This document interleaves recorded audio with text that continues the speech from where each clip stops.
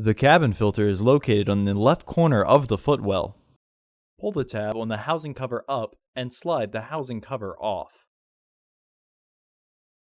Remove the old filter from the housing and clean out any debris inside.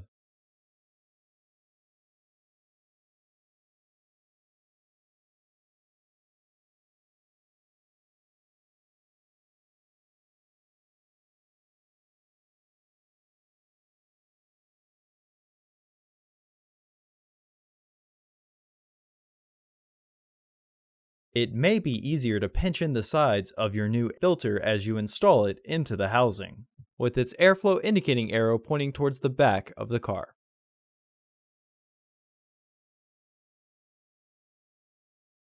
Recommended replacement every 15,000 miles or 1 year.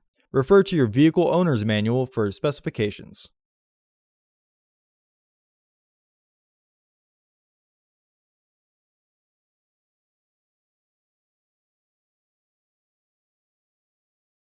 Slide the housing cover into position and press to lock it into place. For the best price, visit undercarexperts.com and don't forget to subscribe to our channel.